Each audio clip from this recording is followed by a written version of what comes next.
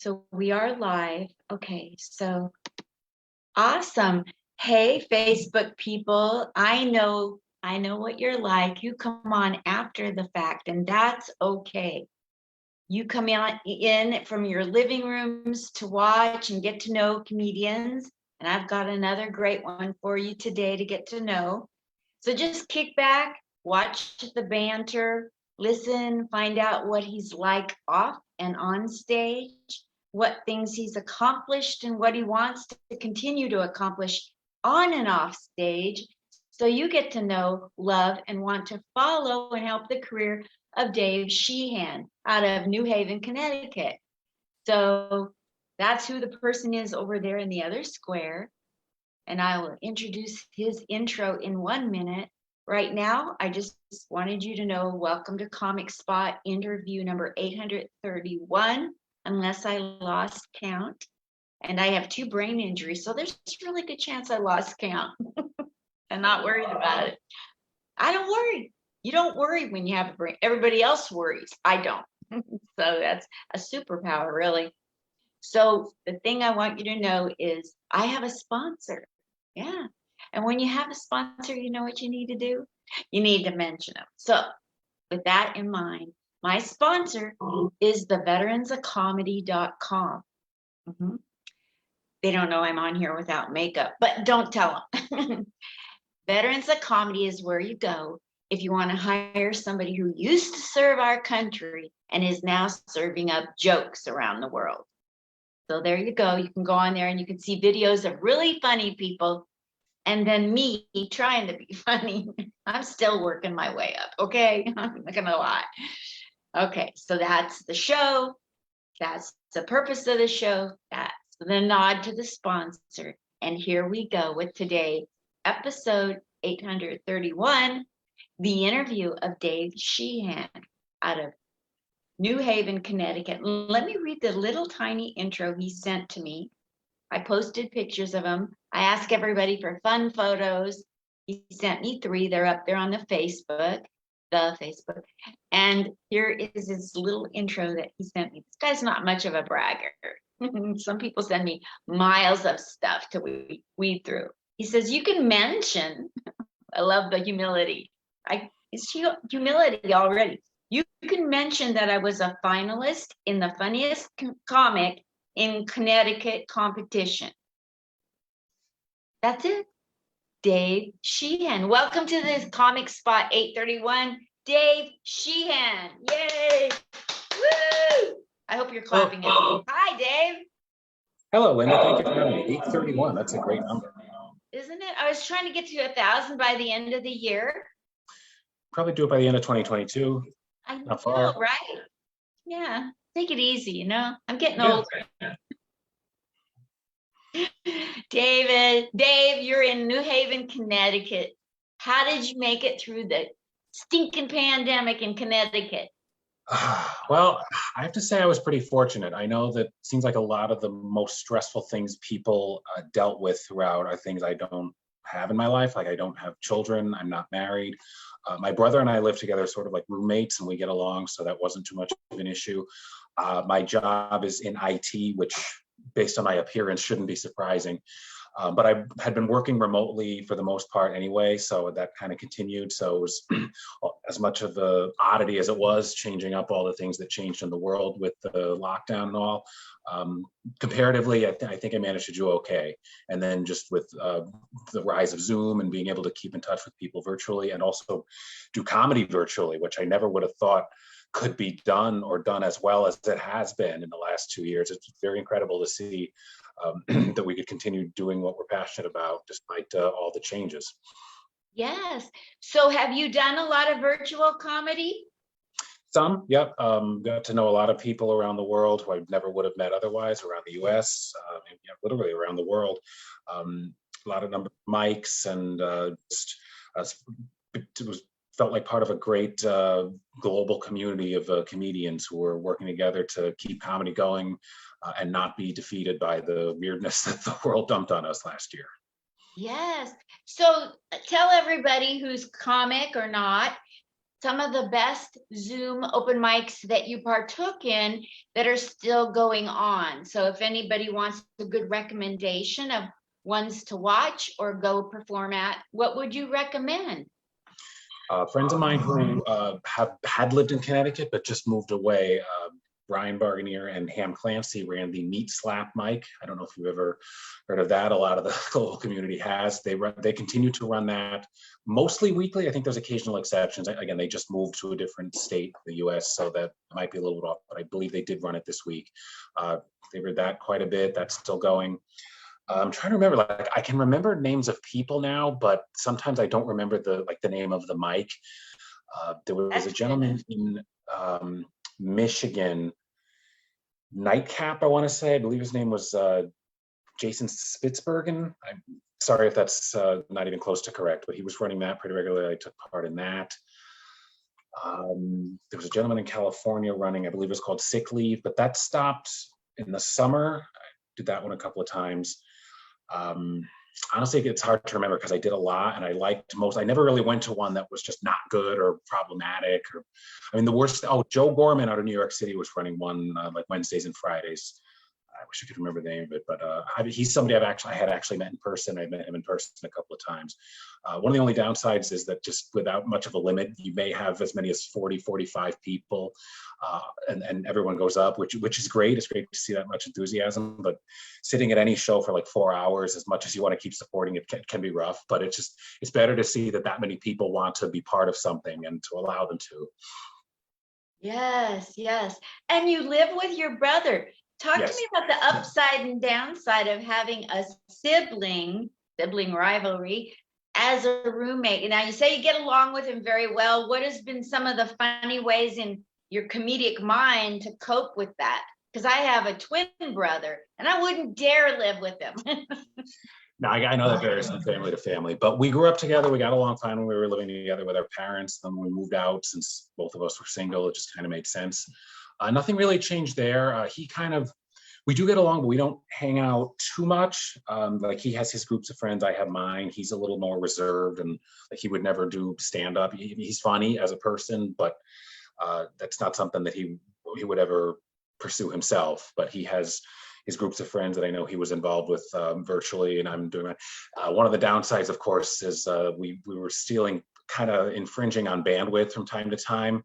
If we're both on Zoom at different times, the TVs are using the network and our phones and everything. We're kind of running out of juice to supply us with what we needed, and then the Zoom gets staticky, and then you get and then the connection drops, and it's like. That was worse last year than any other time, and this was our only lifeline to humanity. Yes. So I have to bring up the subject that you are in a very left-brained field. Do you do a left-brained function in a left-brained field, or are you in marketing in IT?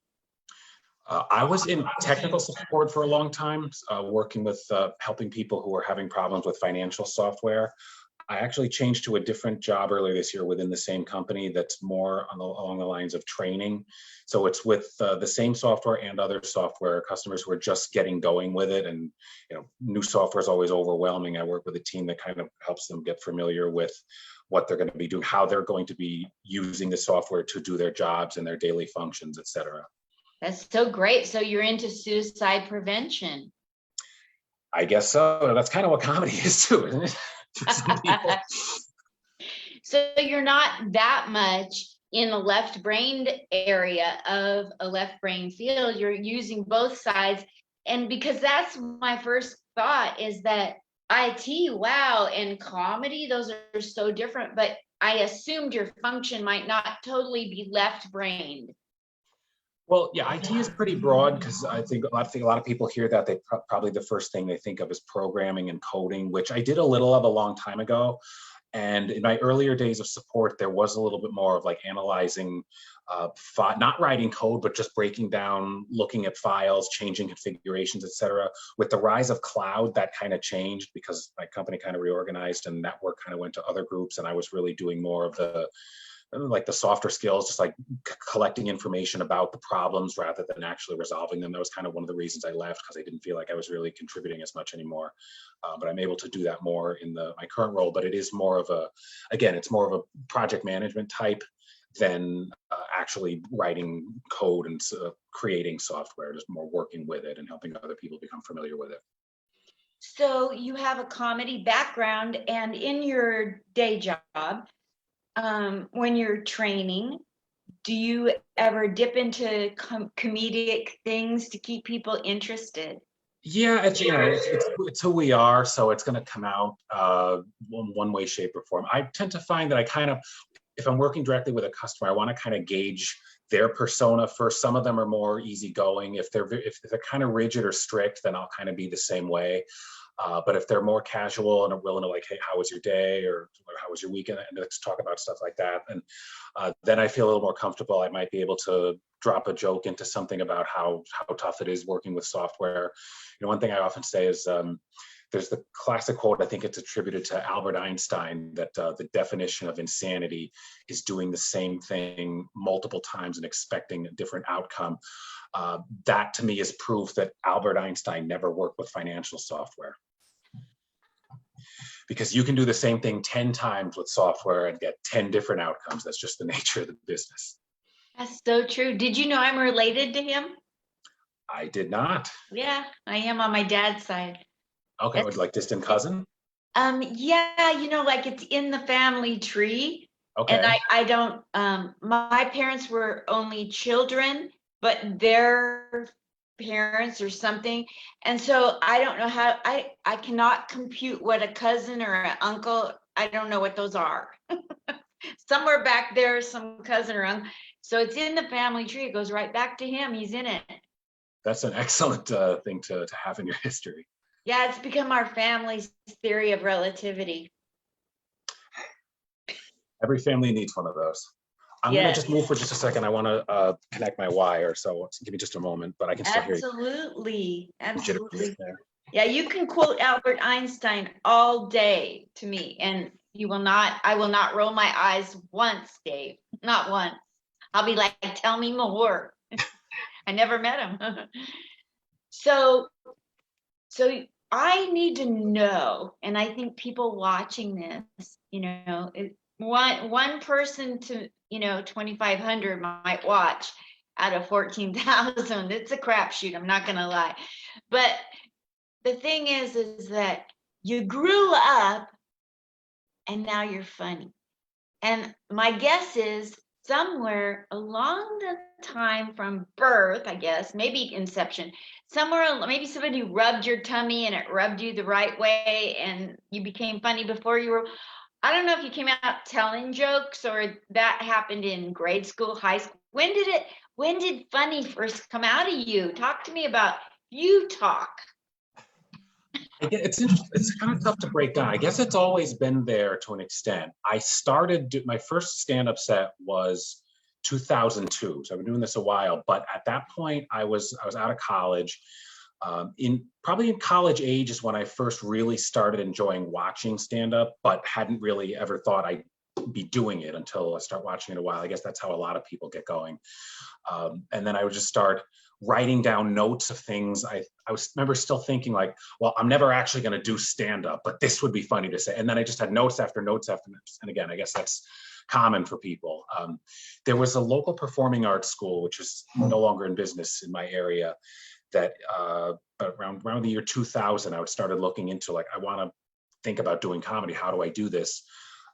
And I found they had an improv class, which wasn't exactly what I wanted to do, but at the moment they had a stand-up course in their catalog, but no offerings of it. So I figured improv might be a good way to, get my feet wet, start thinking on my feet and start tapping into, like you said, the funny. And it was, I got to meet some great people, some of whom I'm actually still in touch with today. And I took that class a couple of times because they offered that more often, and they finally offered the stand-up class, which I took, and that led me into getting going. But going, like, prior to that, I was really reclusive, particularly as I got to my teenage years and went to middle school where I really learned how much of a prick a teenager could be. And there were plenty of those in school. And I was never the king of outgoing. Like I remember even one of my friends in grade school saying, and he wasn't trying to be mean, he was just trying to be honest, that because I was a little bit, I guess, different personality wise, he just said he didn't think I was somebody who's that easy to make friends with. And I always remember that, again, not in a bad way, but I learned later on that that was kind of true. I just being a little bit off, people didn't always know how to gauge me, and that still happens even now, but I understand it better now, and I feel like I can approach it better, both comedically and like socially and personally. And comedically, I use it to my advantage because laughter is all about things you don't expect. Yes. And if people have zero idea what to expect from me, then pretty much anything, as long as I'm doing it creatively, is going to set them off. I still get people saying, I would never have expected to hear something like that from you. It's like, well, what did you expect? And they don't always know. And that's a good thing. Just like, let me take this blank slate and paint it out for you. I think I do remember joking around with friends, like when I was a young kid, like grade school age. The earliest I remember having what was a comedic moment really I was probably around 8 or 9, hanging out at a friend's house after school.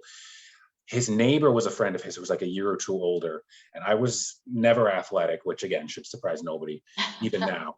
But his friend was, and he was willing to hang out with us, but like he really wanted to play basketball, and I didn't want to, but I also didn't want to be like the wet blanket. It was like, no, I don't want to do that. So I was trying to jokingly come up with like ridiculous reasons why I didn't want to play. And he got it. He was going along with it, but he was still trying to encourage me to, showing me that it's not that difficult. All you got to do is, throw up the ball and get it in. And then we exchanged that a little bit. And I remember saying, like, I don't want to do that. I'm not hungry. And he's like, what does that have to do with anything? And we went through that exchange several times about throwing up the ball. And it's just like, I just kept telling him, I don't want to do this. I'm not hungry. And he's like, why do you keep saying you're not hungry? And I said, well, in order to throw up the ball, don't you have to eat it first? He was literally rolling on the ground after that. I think we just was just like, all right, I think I just won. Now, again, this is way before I ever knew I'd be getting on stage. I certainly wouldn't do that now, but when you're 8, some stuff is a little funnier than when you get a little older. So I always remembered that. That's hilarious. We had a guy in my high school, and he kept bragging he kept bragging, he's trying to complain, but he was bragging. Yeah. And he'd say, oh, I'm on the second string of football. I'm on the second string. I have to, I have to sit on the bench. You're lucky you're on the team, right? So I just popped off. I could only take it so often. And I said, then stand up. So yeah. Sometimes that's what people with first world problems need to hear. Yes. We always remember when we were funny before we were funny. And we wouldn't say it today, but it got a huge laugh back then. Yes. Absolutely. So you had some funny stuff to say. And did you have family or teachers that started noticing and encouraging your funny? Everyone I feel like in my family has some humor. I don't know where this came from. Like it wasn't like, I know sometimes a comedian might be the son of or daughter of another comic. I can see how that could get passed along. So I don't know from that perspective, other than it was just something I enjoyed watching. Like growing up watching TV, all I pretty much enjoyed watching as a kid were like sitcoms and game shows. I never really watched much else. Game shows sometimes had humor. This was like banter between the hosts and contestants, but kind of just as I got older, listening to, not just enjoying the show, but also kind of looking at the dialogue, like why was that funny? If I was in this situation, would I say the same thing? Or sometimes repeating funny things I heard a TV character say in an applicable situation in real life, and not telling them that wasn't my own original thought, but just that I thought of something that was timely, and then later on, as I started becoming more creative, hearing something similar rather than repeating something from a TV show, come up with my own similar but funny thing to say. That way I'm not stealing or not going to get accused of taking something that wasn't mine, which is verboten in what we do. Yes, absolutely. So you watch sitcoms. What's a good sitcom to mention that really influenced you, or game show or one of each that you really enjoyed? Can you recall at this moment a few of them? Well, probably one of my favorite shows, and this started when I was an adult, but I feel like it helped in how I write, is 30 Rock. I think Tina Fey is one of the funniest, most brilliant people alive. And there were some people on that show who I'm not going to mention names, but who I never, knowing them before that, like whether they were in movies or other TV shows or whatever, I didn't dislike them, but I wasn't like a huge fan of like their style. But with her at the helm and like as the writer and producer, just pretty much whoever she put on that show, whoever she had in that, it was her and whoever else were the producers or whatever. She tapped into their funny and brought it out. So just the rapid fire, you can be laughing at one joke so hard, two others just went by quickly and you missed them. And then if you watch the episode again, like a few weeks later, you'll hear stuff you didn't hear because it's just layered. There's so much stuff is going on in the background that's funny that you could easily miss if you're watching the character. I don't know if that was the first show that really capitalized that heavily on that format. I see that kind of in like Modern Family and some other shows that have come up since then. But just that's a show I'll be able to rewatch forever. Just there's so much to it, and that influences how I write. Just the kind of deadpan, say the most outrageous thing without any expression, without any evidence that you're about to say something completely off the rails, and then just keep going after you say it. That's kind of how I had tried to write and perform beforehand, but I feel like just thinking along those lines really kind of sharpened me. As far as a game show, there was a game show I enjoyed as a kid that was hosted by Chuck Woolery, who's like a game show veteran, called Scrabble. It was loosely based on the board game, but it was sort of along the lines of Wheel of Fortune. You're kind of like filling in one letter at a time, trying to guess a word, and they were all, crossword style on a board, and then he would give they'd come up with punny clues to kind of hint you toward the word, but not so strongly that you would get it off the clue, although sometimes you could.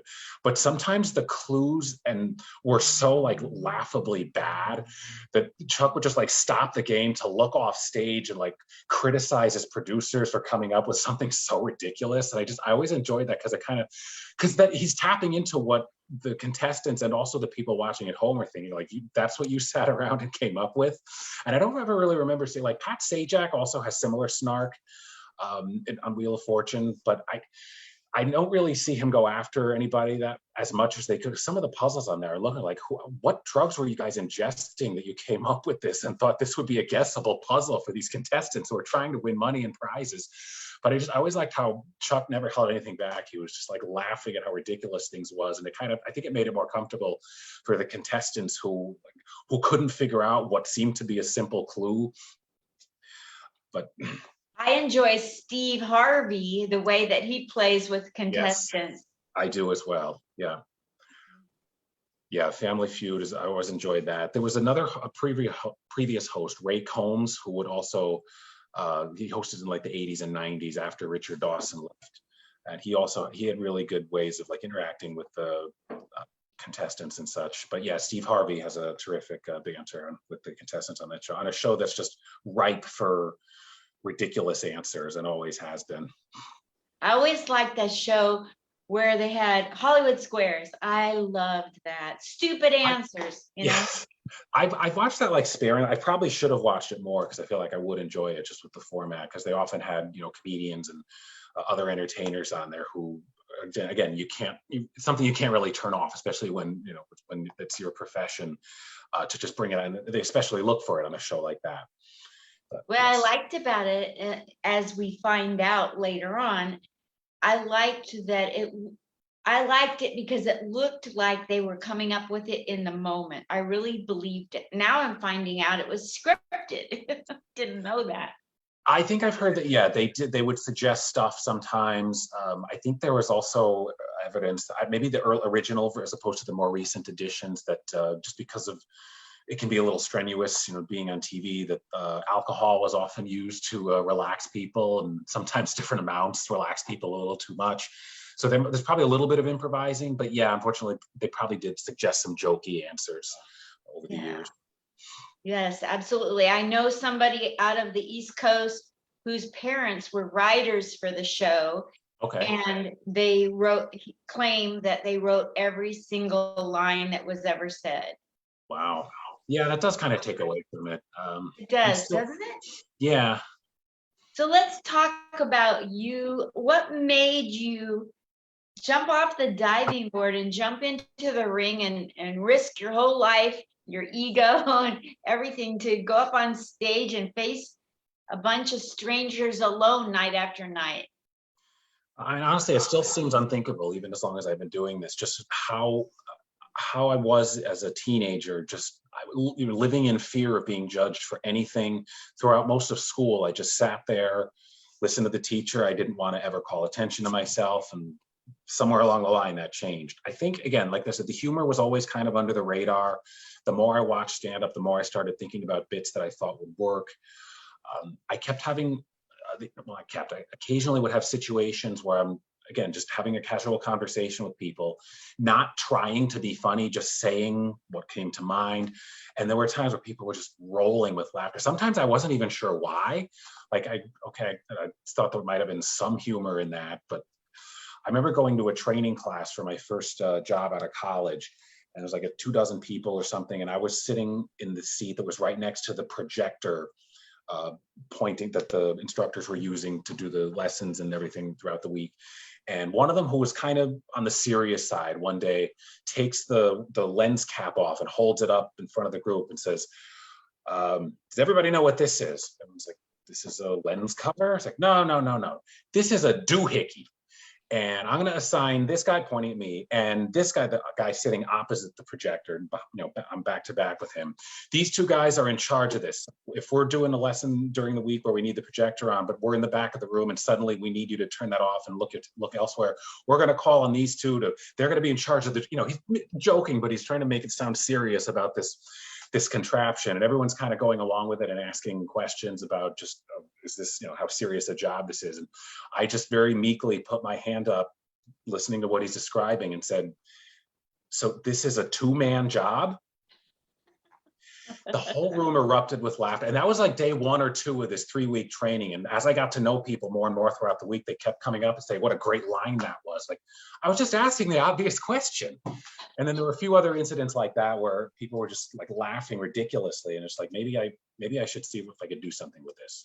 Skeptical at first, because like, who knows? That's not something a lot of people jump into comfortably. Like you said, it's like giving up a lot and sacrificing, big question marks there. But the first So time I got on stage. Sorry, go ahead. let's talk about how did it go for the very first time, because like talking amongst your friends, people in a class can be very different than in Yes. a comedy club where they're coming in and playing, okay, make me laugh, big boy. Yes. So talk to me about your progression and how it went and how you altered based on how people receive you. All right. Well, my first stand-up set was actually 15 minutes, and I've come to learn since then that that's a lot longer than the average first set. I will say, and I cannot overemphasize that I'm not bragging with this, and you'll see why soon. My first set actually went really well. The highlight was probably when I made one woman spit chicken out because of a joke I had told.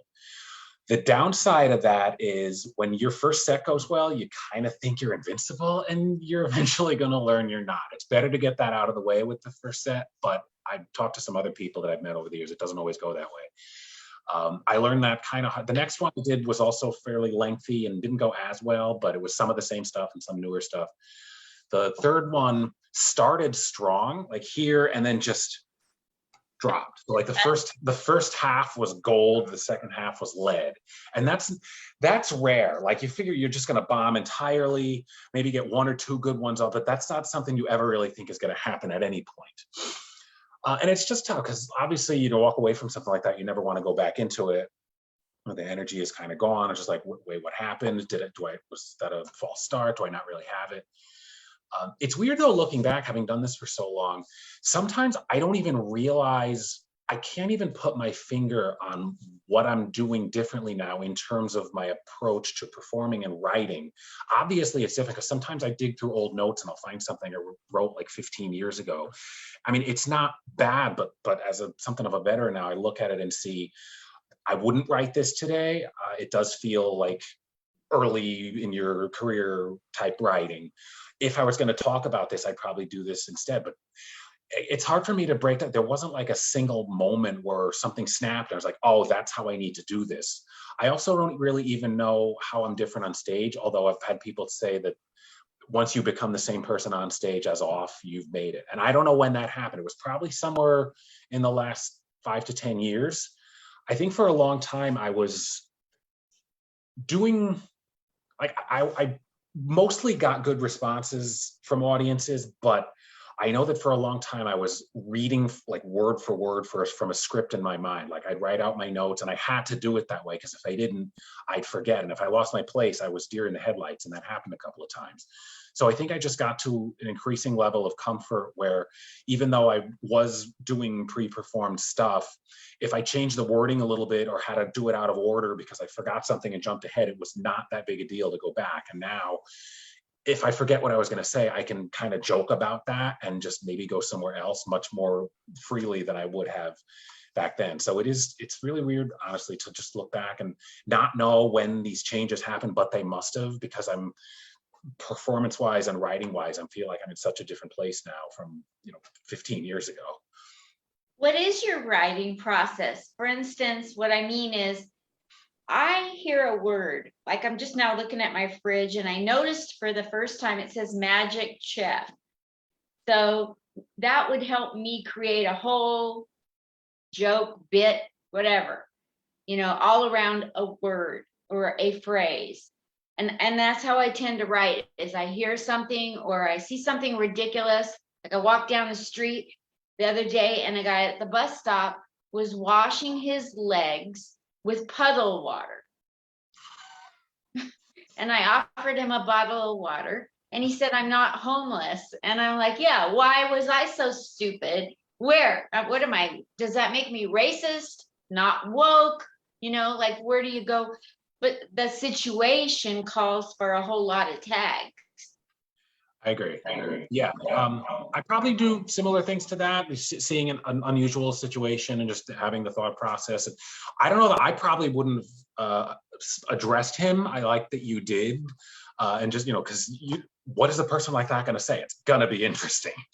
My instinct is more like, I'm kind of like a let sleeping dogs lie type of person. I kind of want to do, like, I don't want to get completely away from that. It's just kind of my persona. But sometimes just the whole, well, it might be awkward. I think it's important in life sometimes to run toward the monster, not away from it, within reason and not all the time. But sometimes there's situations there waiting to be happen, wait to be had, I should say. As far as the writing process, like I said, I think it's similar to that. I'll think of a situation, or even if I said a buzzword, a certain word, and then I just start word webbing in my head. In the last several years, I've kind of tried to transition more toward one-liners, because I have found that I'm having some good luck with that, getting really good reactions from audiences. And I think it's kind of like that's my character. That didn't come to, like, I'd been doing this for 10 years. And I just tried a bunch one night at an open mic, not knowing if anything was going to happen, but I just kept thinking of a few dozen of them. And some audience members were cracking up at some of them. Others weren't working out that well, but that's any comedy writing. Some's going to work, some is not.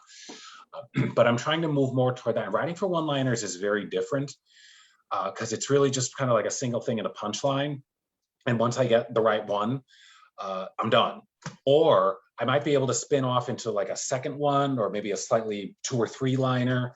But whereas for traditional writing, you kind of want to take one thing and say as many things as you can about it, while still tightening them up and not getting too rambly, as long as it's consistently funny. Because I will still do some traditional material. Like if I host a show, I can't do one-liners as a host. I kind of have to, welcome everybody, get them comfortable. If I do a longer hosting set, I might be able to move toward one-liners, but I can't start that way. So I want to keep doing regular writing as well. But yeah, that's kind of insight a little bit into my process. Absolutely. That's perfect. Thank you so much. Tell us who Dave Sheehan is off stage as a human or as a person in your city, when you travel. Like, who are you when nobody knows you're a comedian? I'm somebody people are leery of, I have come to find. this appearance and just be walking around by myself. I often have people like say after they got to know me, it's like, well, we saw you come in, we were getting a little concerned. I did, a guy who was my friend who runs a internet radio station, PPRN, but I can plug that, which I'm a regular guest on their, one of their regular talk shows. When I first walked into his studio, he said, you look so confused, I wanted to give you a hug. It's like, no, I just didn't know where I was. I was trying to find the studio. And I get a number of reactions to that. But I guess it's always, even now, as I've, the older you get, more comfortable you get with yourself and things. But I find even now, I'm understated. Like I'm generally expressionless. I'm not somebody who likes to stir the pot. I kind of just, if I walk in and I feel like, oh wait, I shouldn't be here, I better get out. I'm just always thinking, oh, I might be in the way. I don't want to disrupt this. I don't want to disrupt that. And I'm trying to be a little less like that, because most of the time what I'm worried about is groundless. It's just my worrisome nature. And I feel like you can miss a lot of things being that way. And maybe I have. I'm not trying to look back and regret or anything, but I also want to not be as afraid of things that aren't worth being afraid of. I find like it's in my instinct that if I'm out in public somewhere and somebody walks into me accidentally, I immediately apologize to them. The thought process being, if I hadn't been standing here, there wouldn't have been anything for them to bump into. That's probably not the way I should be looking at things. I think it's fair to say that you might have to sit down and interact with me a little bit to get to know the real me, and that some just perceptions that, we all make judgments, people visually, whether we realize it or not. And I think a lot of mine, first impressions I give to people are probably not entirely accurate. That used to bother me a little, still does on some levels, but you got to get to, sometimes take some time to get to, what am I trying to say? Not everything is as it seems. You can't always judge a book by its, cliches like that. And I think I'm in that category. And I think I can't worry too much about people who I'm not going to get into, people who see me somewhere, and like I can't worry about what strangers are thinking. The people who are going to be important in my life, whether it be future friends or people in my audiences, once they get to see who I am, that's what matters. If somebody makes a snap judgment and is wrong and I never see them again, I don't really need to be worrying about that. I'm not going to be able to please everybody. Nobody is. Nobody. So I know what people preconceive about me, and I throw it in my act. Yeah, like I do that as well. Yeah. Like I have a ton of those. I know what you're thinking, Yeah. How old is she? Did she escape from a nursing home? All of those kind of things. Not another Karen, and so what are some of I know what you're thinking? I've done those. I actually have gotten into, I don't know if you're familiar with roast battling. I've been doing that a lot in the last few years. And that's interesting because that way you get to find out good-naturedly what people think. I get compared to vampires a lot. More recently, I'm getting compared, since I don't have much hair anymore, I get compared to Jeff Bezos, which I see it, but it's like, all right. And just, generic stuff about the scary relative you really need to be cautious about.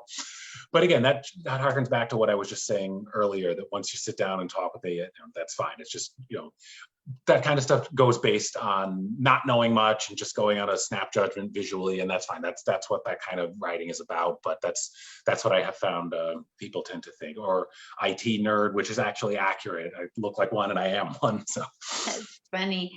When I'm looking at your face, I'm thinking that you look like, to me, you look like the type of person, if you're growing up with him, that every young girl would want to do makeup on you, because you have the perfectly shaped face and the inset eyes and the great big eyelids to put makeup on. And, like I would want, if I was growing up with you, like your sister, I'd want to try makeup out on you. I've never been told that. I never had a sister, but if I had that, I might have found that out in my younger life. But thank you. Nobody's it's the perfect face for makeup. Okay. I've never really been on TV either. I know a lot of times when you go on TV, they put makeup on. So maybe I'll experience that one day and see if the makeup person says something similar. Absolutely. So, yeah, we didn't touch on your siblings. Do you have brothers? Yeah, one Just the brother. one, just the one brother that I live with. That's it. Yeah. And he's older or younger? I forget. He is 3.5 years older. I don't think I said that yet. Okay. No, I don't think you did. And I have a sister 3 years older than me. So, and a Okay. twin brother. So, He has really good humor too. Like I said, he's very withdrawn, so he would never do stand up. But one of the things we used to do a lot growing up was just like satirize things, watch TV, and just make humorous comments and write parodies of like newspaper, something along the lines of The Onion. So some of the jokes was like a little more catered to our own things that were like inside jokes to us, but just all sorts of just satirical things. So that was kind of also, I think, factored into me getting into this later on in life. you too. My sister, you have to draw a dot to dot diagram for her to go from the premise to the punchline. And then you have to let her sit and Google what you were talking about. So it's almost not worth it. But my twin brother, he sends me jokes all day long. And, Okay. He says that I look just like him in drag. That's not bad. Now, I want to ask you just a distinction, because not everyone outside of comedy gets this. When you say he sends you jokes, he sends you thoughts that he thinks you could use in your act, or, oh, I read this on the internet and it's funny and you do funny stuff, so here's something funny. Because we get both of those. Yes, he makes them up and they're funny. That's excellent. They're kind of like Maria Bamford style, off the rails. Like her. Are you able to use many of them? Like he sent me one today that I thought was so hysterical that he came up with. Let's see if I can find it. Now, do you find that you are able to use a lot of them, either as he sends them or with modifications? So like some of them aren't my particular persona, or they're not in my wheelhouse, but when they are, man, it's he's suggesting that I do more topical stuff. I'm not going to. And he gave me, go read the paper kind of tips. I was going to send him Christmas money. Times are tough for a lot of people, my brother included.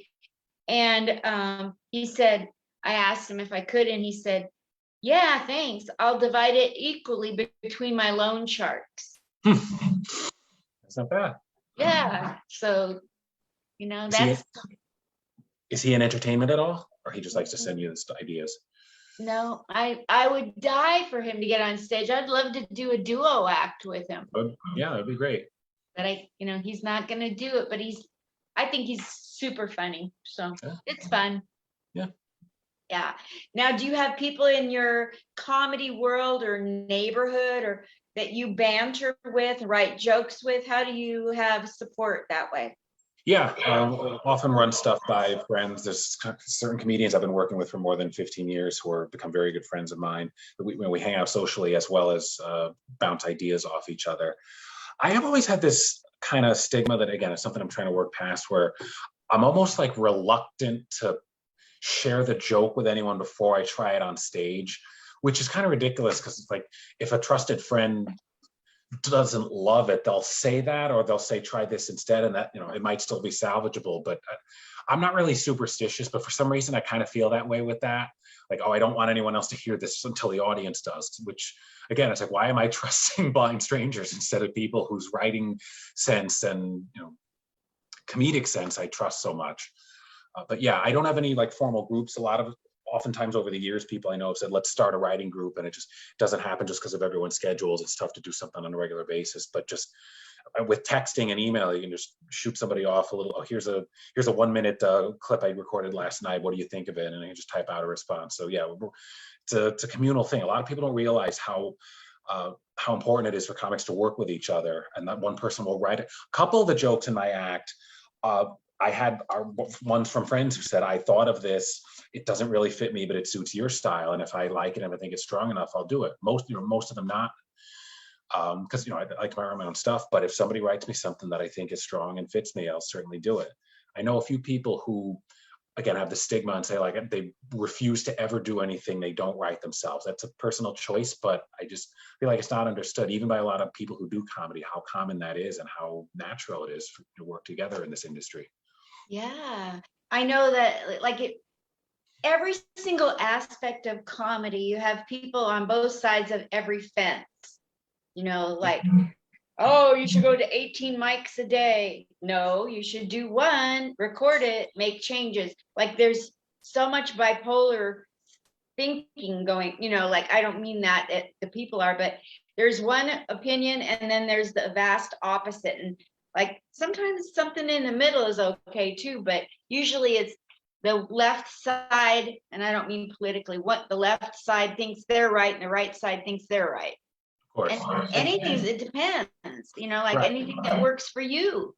Right. I think there's benefits to both. Like I said, I know people who like, I always, even at a mic, unless it's an extremely long one, I kind of prefer to stay for the whole thing unless I happen to have more than one show in one night, which doesn't happen too often. Um, I find it beneficial to let me see the newer people who are just starting out, because these people might be killer comedians in like 4 or 5 years, and to have seen them grow. Some of the people I work with regularly now, I saw them the first 2 or 3 times they were on, and they were like nervous, and just to see them go from that to polished is great. And just to stay in touch with the newer people coming in, uh, there's so much to gain from that. If I'm not feeling well, or if there's some legitimate reason to leave, then I will. But otherwise, I liked, and it's always been that way.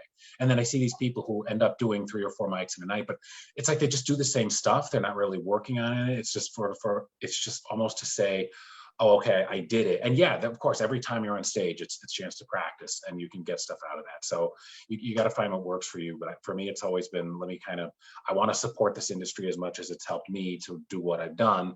And I want to help out newer people. If I see a tag or something, I think I'll throw something out at them, like maybe try this instead. And not every comedian wants to hear that, or they think, oh, I know what I'm doing, forget that. But I have had a few say that they liked my idea and were able to run with it. And it's always nice to know. Even like headliners I've worked with sometimes, like, what about this? We can, like I said, working together can only help us here. That's right. Absolutely. So what is it that you want to accomplish in your whole life? Like if you were to get old like me and die tomorrow, what is it that you have to accomplish before you kick the bucket? I was talking recently with somebody about goals in general, both like comedy as well as, you said, life goals. It's never really been what my way of thinking, and I don't want this to sound like a cop out, but I know some people might have a goal like, I want to do Carnegie Hall someday, and that's a lofty goal, but it's certainly doable. It's just a matter of putting in the work. I don't know that there's anything specific.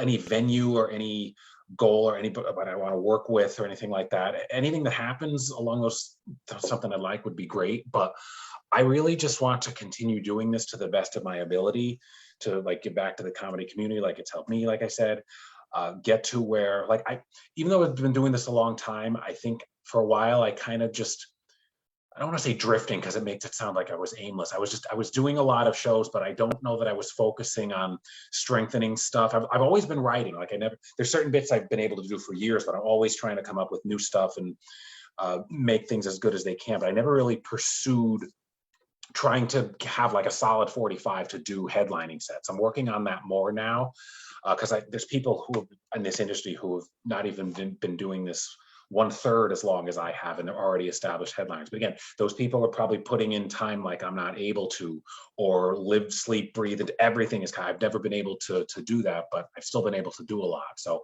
I want to just, branch out my network. One thing I started doing within the last year and a half is thinking about trying to get outside my area more. I've worked mostly in New England, the Northeast, New York, New Jersey, Pennsylvania, that area.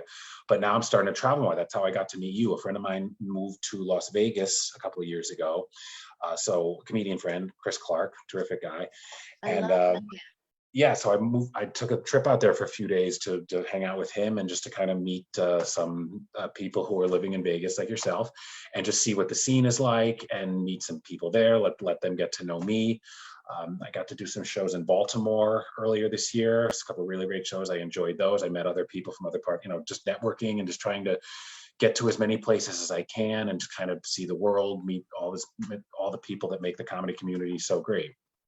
So right now, I guess that's something I'm working on, is just like expanding my network around the US and finding other places to get those. That's great. I love Chris Clark. Oh, my Sea Snacks. Yes. I love him. Oh my Yes, he's a gosh. terrific guy. Yeah. There's so many great comedians to get to know, which is what brought me to doing this. Excellent. Because one day I was standing outside of Jimmy Kimmel's here in Vegas, and it's now, I don't think it's reopened, but before the pandemic, I was outside waiting for some people to show up. And so I had like an hour, and I was standing in front of the marquee, and every club has some form of a marquee. And I saw tons of people come up, stare at a board, and walk away and not go in and buy tickets. And I thought, what a missed opportunity.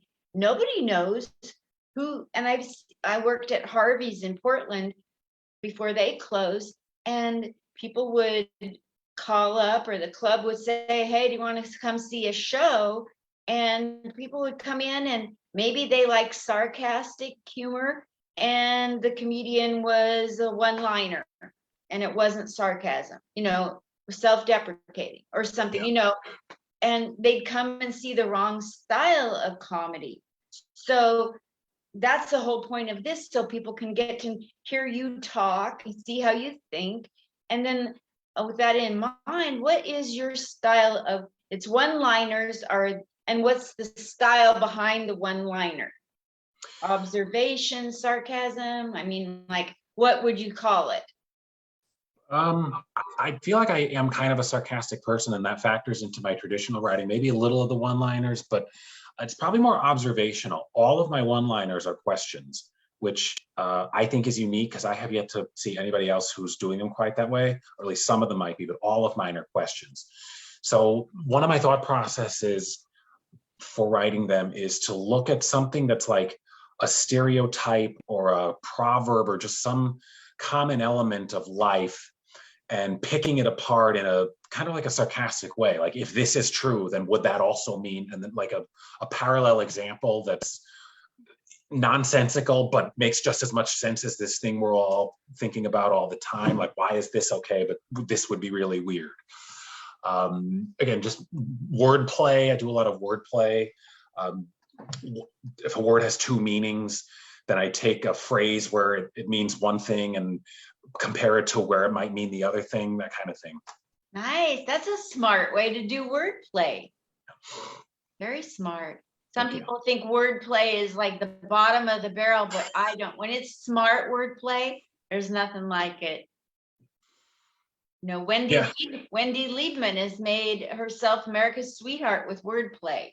I saw your post that you're working with her soon. I'm bummed that I won't be available at that time, because I used to see her. I don't see her on TV much anymore, but I remember seeing her in the 90s, and I used to crack up at her. I got to see her at Caroline's in New York like 20 years ago. I just loved her style, and just the whole, just like glossing over every punchline like it's nothing and just moving forward. I think I could even count her among my influences in terms of writing. Who are some of your others? Even though he's kind of different from me, I'm a big fan of Lewis Black. Me too. I think he just the way he taps into how aggravated people get at just things that we just accept in the world that make no sense, but it's just easier to not change things than. The first time I saw his special, I was just like, this guy's incredible. And I've seen him live probably like a dozen times. Really? I always enjoy him. Have you ever gotten a chance to meet him yet? I almost did. We saw him, a couple of friends of mine went to see him in New Haven, I want to say about 3 years ago, and it was followed by a signing. He had either a book, like if you brought something, he would sign it. So we went out in the lobby and we were waiting, but about 20 minutes after the show ended, the staff was coming out saying, he will be out. We're not sure when. I don't know if he needed a rest or if there was some medical issue. They didn't really explain it, but it was just taking a long time. And my friends and I hadn't eaten in several hours, and we were planning to go out to eat afterward. And we're kind of just thinking, like, I would like to see him, but it could be another hour and a half. We don't know. We don't want to wait around for a long time and then find out he's not feeling well and decided to cancel it. So one of my friends and I decided to go to the diner, and I don't think I need to tell you where this is going. It was like 5 or 10 minutes later, he came out. My other friend did get a picture with him, doing his signature digit extension, and my friend posted the picture with him saying, "Lewis Black says you're number one." That's what this means. Oh my gosh. But it would have been cool, again, even if it was just for a few seconds. But no, I have not gotten to meet him. I did, though. I also enjoy Brian Regan, who's very different style, but he's another one I've seen about a dozen times. And I went with a different group of friends, and we did wait in line. I did get to talk to him for about a minute. What was that like? What happened? What was the interaction? He's just such a down-to-earth guy, crack a few jokes, and he was just you could tell, and I could even tell that from him from before meeting him in person, that he's just this very appreciative guy, not hot-headed in any way, just down to earth. And it was really very nice to talk with him, even just for like 25 seconds. Fabulous. Any others you've met that you want to say? Those are probably the two I've seen the most live. I saw Jim Gaffigan a couple of times. I didn't get to interact or get anything signed by him, but I always enjoy him as well. What are some of your favorite clubs to perform at in New York? Because I've lived there 3 different times. Okay. Haven't been down there too, more recently I've been doing some of those roast battle shows, some of which were held at the Stand, which is a great club. I think I only got to the older Stand because they relocated a few years ago. This one is a little bigger. It's nice. And then the most recent battle I did was at New York Comedy Club in the Lower East Side. Also a very nice spot. Yeah. Yes, I love that club. Yeah. Very good. Well, where can people find you, and where will you be performing soon that people can out in the East Coast can catch, or around the country? So nothing really outside the area right now, other than, this weekend I'm doing a show in Chalfont, Pennsylvania, which is north of Philadelphia. I got to look up the venue. I can think of everything about the thing. I see the poster. Let me just pull up the name of the place. My Instagram handle is Shroud of Silence. There's no secret special meaning to that, as people often ask. It's just when I was creating monikers a few years ago, I just didn't want it to be name number, as a lot of people do. There's nothing wrong with that. I just didn't. I wanted to come up with something else. And as somebody who's kind of soft spoken, that was what I came up with. So, Shroud of Silence on Instagram. Yes. SHROUDOFSILENCE. That's also my TikTok handle. I haven't posted anything there yet. I think I'm on the verge of it. I have some ideas for what I'd like to, but I just have not put anything out there yet. But I do have the account created. I'm also on Facebook as Dave Sheehan. There's a bunch of David Sheehans out there. I don't know that there's a way to find. I don't have comedian in my name. I know some people do that to make themselves more searchable. I think you can find me through Linda if you're looking. Absolutely. So this weekend it's a pop comedy location in Chalfont, Pennsylvania. I have a few fundraisers in outskirt cities in Connecticut in January. Comedy Fight Club in Manhattan on Sunday the 19th.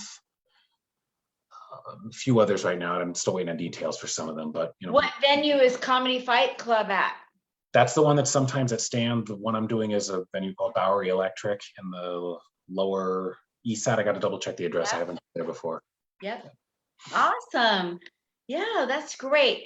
Well, I'd like to give you up to 5 minutes to close out the show, to talk to people direct, look right at the camera and thank people at home and say anything in closing up to 5 minutes, and I'll be quiet. Okay. Also for plugs, again, PPRN is a 24-hour internet radio station that has comedy and talk and music and sports and all that. And there's a weekly discussion show that I'm a regular panelist on Wednesday nights, 7:30 Eastern. General, comedy is tough, but it's probably one of the best things I've ever gotten into. My interest and passion for it has never wavered. There's a lot of things I've tried in life, some of which I've stuck with, other things I did for a while, but it ran its course for me. Comedy never has, and I have a hard time thinking it ever will. I've met some of the best people I've ever met in my life doing this. for one of many reasons for that is that comedy it brings together all different types of personas. Some of the people I know personally who I love to perform with are very different from me in terms of style, performance, writing. They're just so different, but they're funny. So if we're both in the same show, you're going to get a wide variety of content in terms of what you're see. Hopefully you enjoy both of it. Not all comedies for everybody, but life is about finding your voice. And if you pursue comedy, it can take a while. There's no reason to rush. It's really more about getting there than where you're going. I think that applies to everything in life, and that's something I only came to learn a few years ago. You kind of have to find it on your own. That's one of those things adults will tell kids, and kids just shrug it off because they know better. I don't know. This is like an acceptance speech. I've really had to do this, but just now, I think it's just important to try to enjoy the ride more so than where you're going, because you don't know where you're going. Just make it as good as you can. Try to step back from time to time and realize the things that matter. A lot of times the things you think matter don't. Try not to get too caught up in what other people think, because a lot of times the stuff you're worried that other people think, they don't think, or they think it for 5 seconds and move on. Nobody is as concerned about that stuff as you are. You have more to give than you realize, way more to give than you realize, way more than you may ever have a chance to tap into. Just don't take things for granted. Oh, wow. How inspiring was that? Thank you. You so much, Dave Sheehan. You guys go to Dave Sheehan, one of my friends on Facebook, and follow him. And he's the Shroud of Silence on Instagram. Not just Shroud of Silence, just like it sounds. SHROUDOFSILENCE.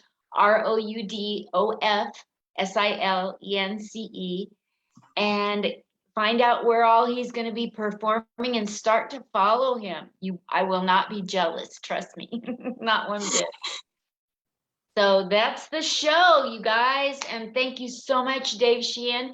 If you want to send me the typed places you'll be performing, just so it's on the post, and your links if you want to type them so I can add them so I don't mess them up, I will gladly accept that. And I'll be posting this with my afterthought about the interview. I like to say, oh man, you should look at the very end of this for sure. Because that was amazing. That was the best advice right from your heart to people. Whether you're in comedy or not, you gave great advice for humans. Thank you so much, and thank you again for having me. I very much enjoyed talking to you. Likewise, Dave Sheehan. Thank you guys. Love you lots, Dave. Bye. You as well. Bye. Bye.